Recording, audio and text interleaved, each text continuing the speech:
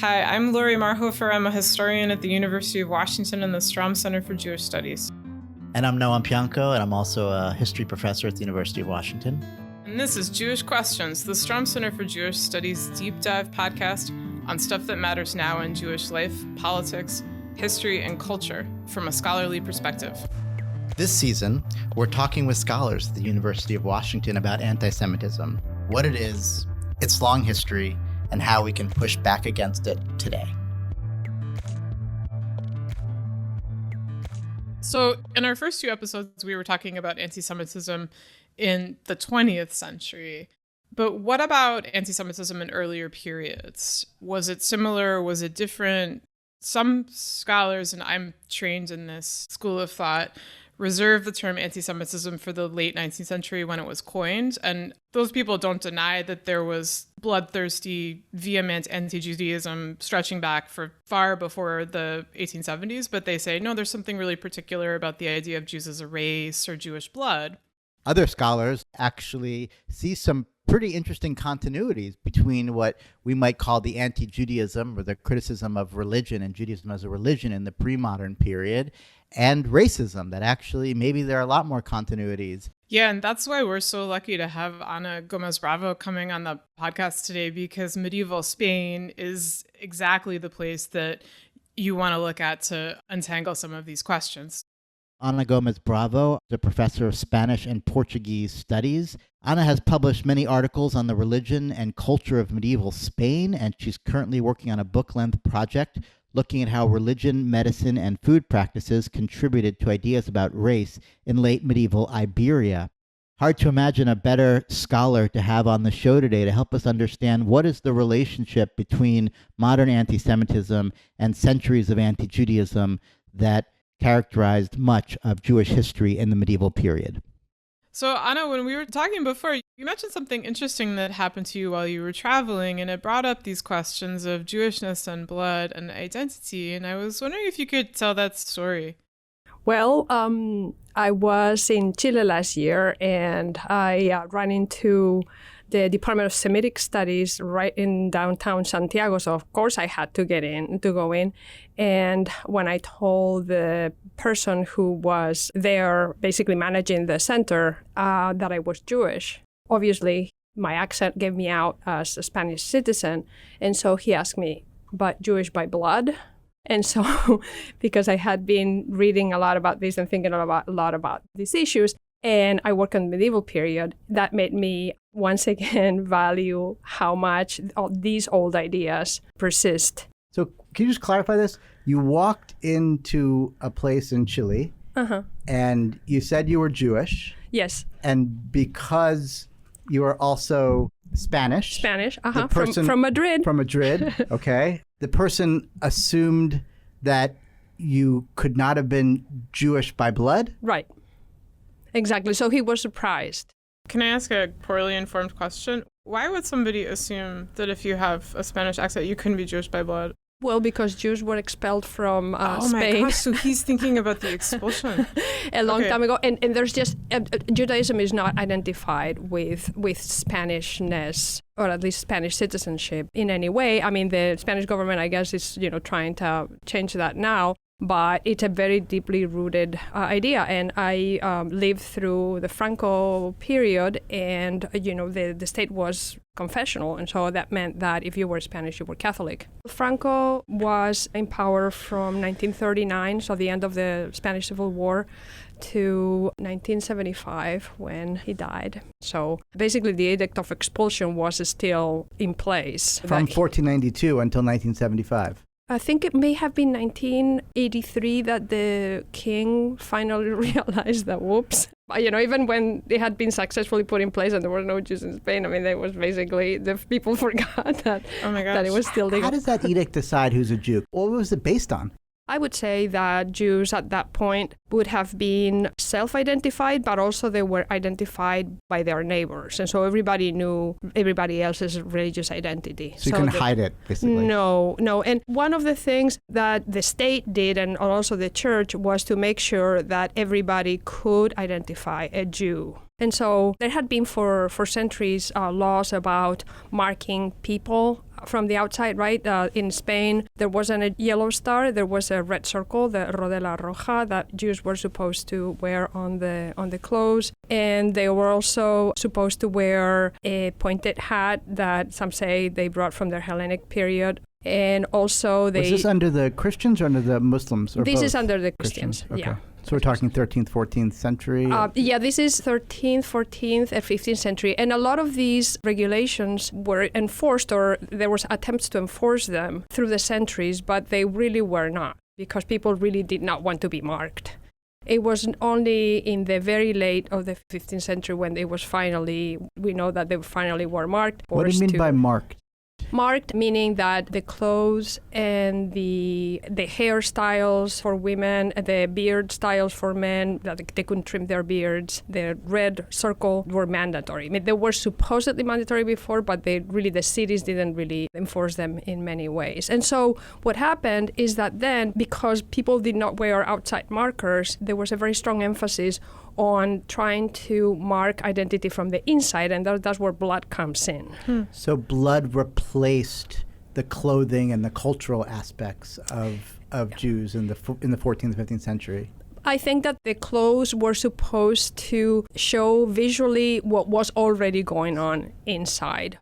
Now, Christianity said that the original sin was a stain, right, or a defect that could only be washed through baptism. So therefore, Jews were never quite washed. And so because of the medical theories of the time understood identity and understood the relation between the spirit and the body in ways that I think are very materialistic, a spirit or a lack of cleanliness of the spirit had a correlation with like stain or a diseased body. And you see actually a lot of people at the time, a lot of texts saying that Judaism is a disease and it's contagious. It's sometimes described as an infection or as a cancer, and it can be caught. So interesting, because it's really different than modern racial notions, which is that you can't catch a racial identity, but you also can't change your racial identity. But here it sounds like the passing of a disease is something that's a little bit more fluid. You could have it or you could not have it. Right. Like, can you catch Jewishness? Well, so one way that you could, for example, catch Jewishness was through breastfeeding, because milk was supposed to be blood that had been transformed in the mother's body or in the wet nurse's body, and so that's why there was a lot of legislation forbidding Jewish and Muslim wet nurses to basically breastfeed Christian children.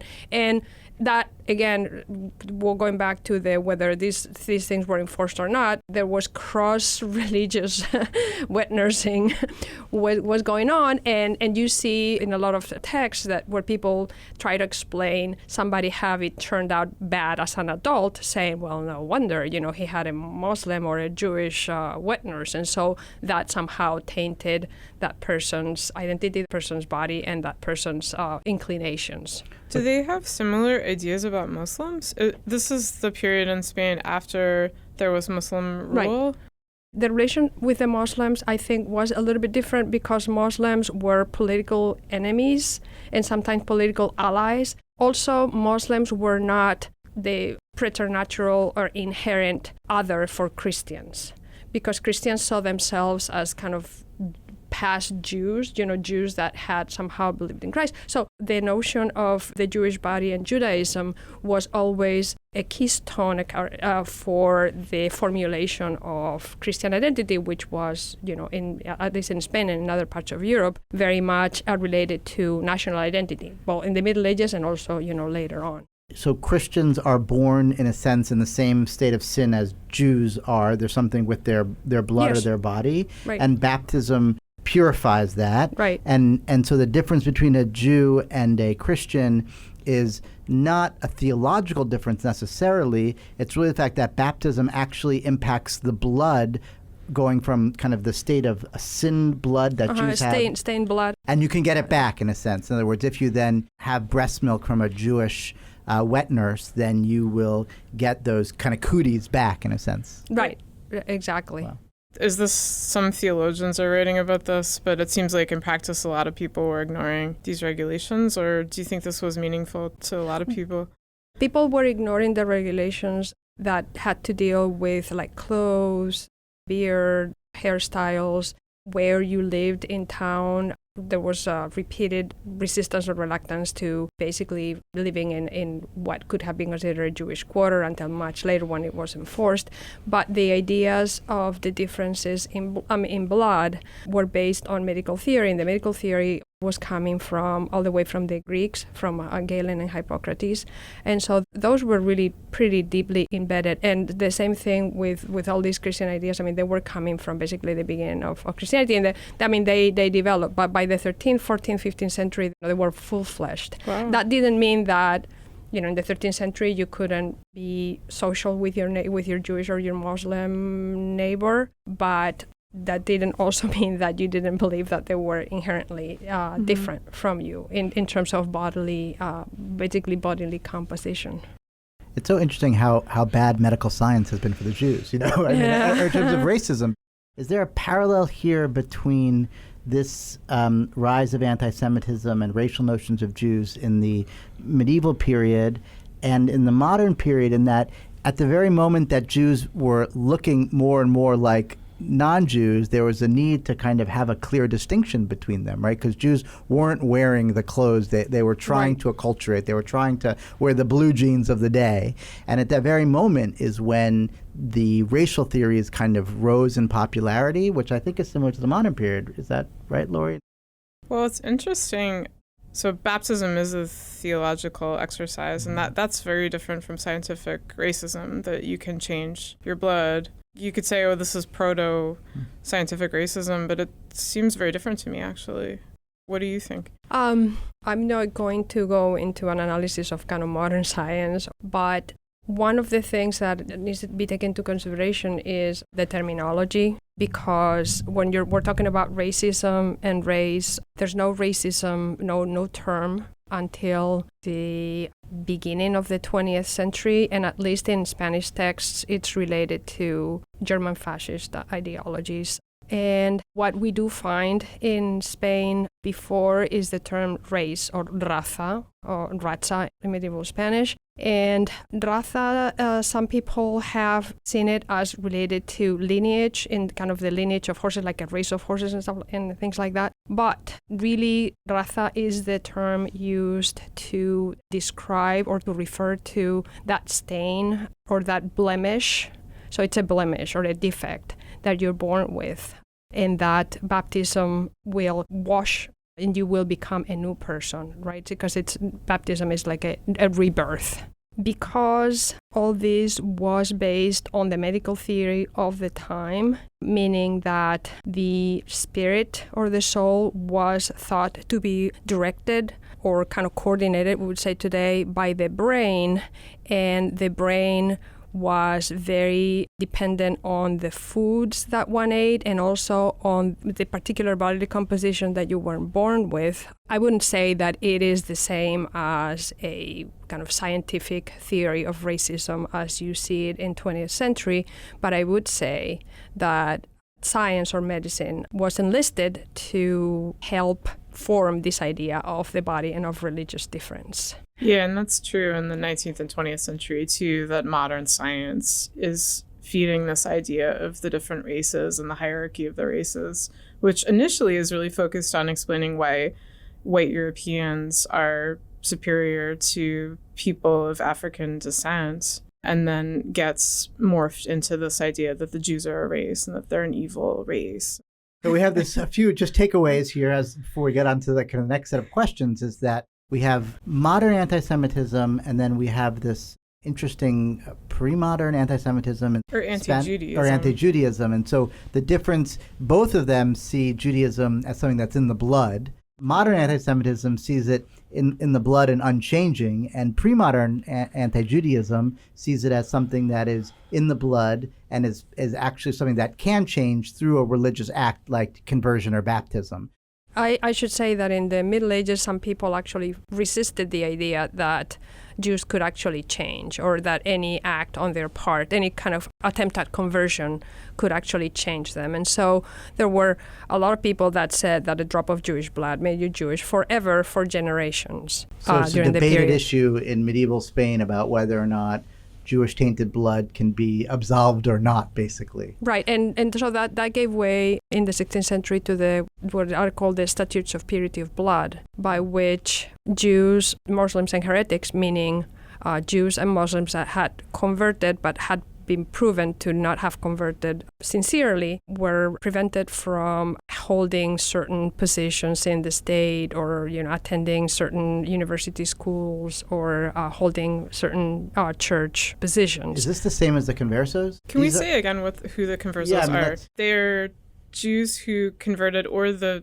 descendants of Jews who converted? Right, exactly. Yeah. Sometimes it's the term refers to anybody who has converted, but during the period, at least in the Middle Ages, it was mostly used for Jews who had converted to Christianity. And is that then the Inquisition goes after them? Yeah, yes, but the Statutes of Purity of Blood are kind of a separate phenomenon from the Inquisition. The Statutes of Purity of Blood are basically a set of regulations that were adopted by various church and state institutions that said that nobody with a Jewish or Muslim descent could be a part of their church chapter or this university school, etc. The Inquisition was different. The Inquisition was there to persecute and punish those conversos that had been proven to not be following Christianity to the T, that were relapsing to Judaism. But how could you not relapse if this statute of the purity of blood said that anybody who is descended from a Jew remains different? Was that just a way of sort of saying you could convert and you could be in theory considered a Christian, however, even still there are certain things that you can't do because you have a drop of Jewish blood in your heritage? Yes, and this was very much the polemic, because some people were scandalized that people that were saying that they were sincere Christians and that were considered sincere Christians were actually being punished for having Jewish ancestry. But yes, a lot of people were saying, no, once you have a drop of Jewish blood, that basically takes over, and that just will always have you stray. Okay, so 1492 is the expulsion. What was that like? Did people just come to people's houses and say, you got to go now? Or was there a period of time? How much time did you have to get ready and figure out where you were going to go? And also, did they expel Muslims too in 1492? Or no, Muslims were expelled later. Yeah. Uh-huh. Yeah, so what happened with the Edict of Expulsion, it was signed by Isabel and Fernando, by the Catholic monarchs, and so this edict was sent to the different cities. The cities were the ones in charge of enforcing it. Then Jews were given a period of time to basically wrap things up and to prepare their departure. One of the things that they had to do was they needed to sell they couldn't live with anything, and so they had to sell their belongings. This was very much to the advantage of their Christian neighbors, because they had to sell. So it was basically you have to sell at whatever price they give you. They could bring just some bare belongings with them. They couldn't take that much money out of the country. A lot of them, the conditions were so precarious that a lot of them eventually came back trying to convert, and they were punished by the Inquisition. And it's a bad story. But mostly the Jews were expelled because of the conversos, because they were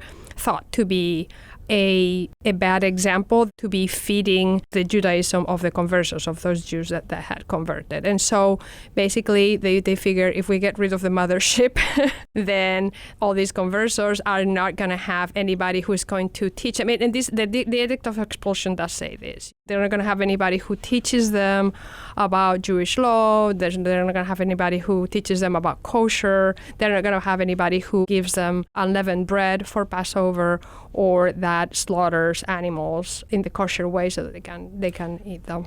What's so fascinating about this is it goes directly against what you had been talking about earlier. If there really was a way of curing this Jewish blood by conversion or by theological means, by baptism, then why were all these people who did convert, why are they still being identified as being Jewish? I mean, you have a group who've converted who are now called something separate, which is basically those who used to be Jewish. Right. Yeah. And that's exactly what they were called. There were various terms. Converso is right now the term that we tend to use more, and it was at the time. There were different terms that you see then and later, like marranos. I'm sure a lot of people are familiar with that. What does that mean, marranos? Well, it means pig, but it's not clear where the term comes from. So you have all these people who are walking around, who are saying, I'm Christian, who are going to church on Sundays, who are following Christian rules, and yet you have an entire organization called the Inquisition whose role it is to figure out who is still being Jewish? Yeah, but at the same time, didn't the conversos develop this really interesting and neat culture where they were retaining practices from Judaism and yet had this facade of Christianity? Yeah, what we know is that the conversos were not really a monolithic group. There were various degrees of acceptance of the new Christian ideas. I mean, some people converted out of fear, some people converted out of conviction. So there were like people who were culturally Jewish, meaning that they were repeating actions and customs that they had learned from their families, and sometimes they didn't do them with a religious intention, or they didn't even know they had a religious meaning, but they kept on doing that. And so because the Inquisition had published basically a guide to how to figure out whether your neighbor is Jewish, there were several of these guides. And so the meaning that you were found to be, changing, putting on new clothes on Fridays, or setting a pot on the hearth before sundown on Fridays. Wait, tell me more about this guide. So what are the rules in the guide? Yeah, they basically detail the different aspects of Jewish life. So if you see that your neighbor is inactive on Saturdays, then they're observing the Sabbath, basically. Then if you walk into their house, you have to realize that people lived in, didn't live in apartments that were triple locked. So people would often have their doors open, and a neighbor could just barge in when you were eating. And so, people also had servants that knew all the intimate details of people's lives. And so if you walk into your neighbor's house and they're eating a certain dish that doesn't contain pork, then watch out, because next time you're going to pay attention. If you never see them eating pork, then that's a problem. If you see them slaughtering an animal and letting the blood drain and covering it, then that's another telltale sign. So some people actually had like a ham in the corner of the kitchen, and the minute they said that they heard the pitter-patter of a neighbor, they would just rush and grab the ham and put it on top of the table. So we have, these funny stories about this person that they did this post-mortem inventory, which is the list of the belongings of somebody who has died, and that was done by a notary. And so this was in the house of the converso, and one of the things that they found in his cellar was 5 moldy hams. So they had been buying hams, so that because buying meat was a public act, and so then you were not Jewish. But then they had not been eating them. They had gone moldy. Your sense is they weren't eating them not because they were familiar with the laws of keeping kosher directly, but they were kind of secular foodways, basically? Some of them knew what they were doing. Some of them claimed that they had an allergy. Or it may be, my parents taught me this practice, and I didn't even know it was associated. And some people found it repugnant because they had learned that pork was repugnant. Lori, I think I owe you an apology. Earlier we were talking, and you were talking about this identity of a secular, Jew that's not a racial identity, but it's also not a religious identity. And I was thinking, well, that's an incredibly modern idea, But it sounds like we have this interesting phenomenon among these conversos who actually prefigured you by hundreds of years, right? These are basically, when it comes down to it, these are Jews who are no longer religiously practicing Jews. They've technically converted to Christianity.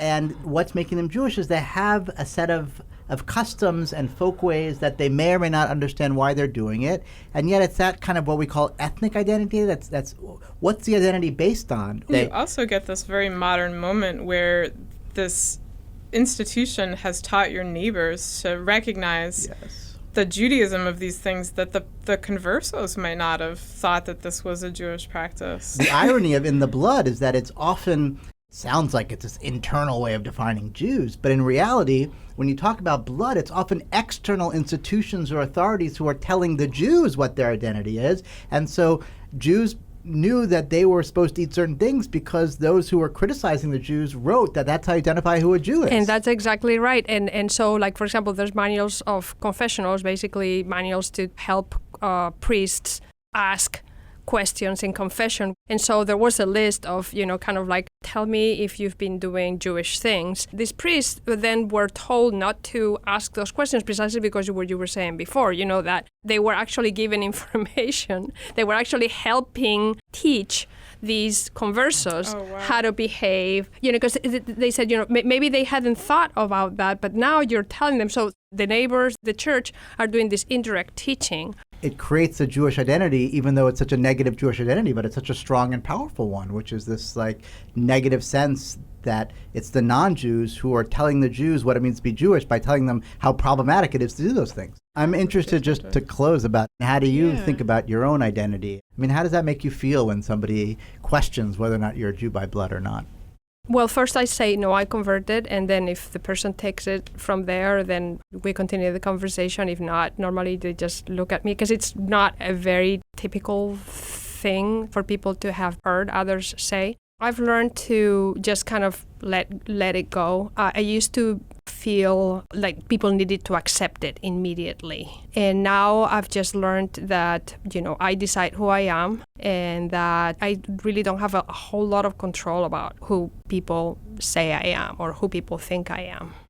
Is there anything ironic about the fact that you are somebody who's a Jew by choice and that sort of challenging the notion that being a Jew is connected to blood, and you kind of studied a group of Jews who themselves were accused exactly of being Jews only because of blood? I do say, I actually fell in love with Judaism reading about the conversos. So it just only made sense. Why? that it would become, because they taught me about Judaism. I saw them as having a really compelling culture. I was very drawn to many aspects of Jewish life. I also thought that it was kind of a lost part of me as a Spaniard that had been somehow plucked away from myself personally and from others as an identity. And I thought that it only made sense for me. And I don't mean to imply that everybody, there's, a third of Spain needs to follow suit, but that it was up to me to basically recover that lost identity and to kind of, go full circle. It's one of the great ironies of anti-Semitism that often it's the best way to ensure that Jews will continue to have this identity, right, is often by putting such a negative spin, and anti-Semitism often drives Jewish identity, right? It's like you are inspired to become more interested in Judaism by the very fact that there were folks who considered Jews to be outside of acceptable behavior and as outsiders. It's often anti-Semitism that is such a driver for Jewish identity. Thank you so much for talking with us on the podcast today, Ana. This has been Jewish Questions, the podcast of the Stroum Center for Jewish Studies at the University of Washington. This season was supported by an Ignition grant from the Jewish Federation of Greater Seattle and the Stroum Center for Jewish Studies. Jewish Questions was produced and edited by Kara Schoonmaker, was recording for this episode by Large Media. Join us again in future episodes as we discuss more of the history of anti-Semitism with faculty experts from the Stroum Center for Jewish Studies.